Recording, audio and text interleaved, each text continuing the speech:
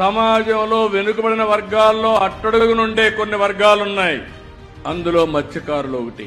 మీరెప్పుడు సముద్రాన్నే నమ్ముకున్నారు. తెల్లవారుతో పోయి అర్ధరాత్రి పోయి మళ్లీ తిరిగి రావాలంటే ఆడబిడ్డలు తిరిగి వచ్చే వరకు ఎక్కడికక్కడ గందరగోళంగా భయాందోళనలో ఉంటారు. అలాంటి జీవితం మీది.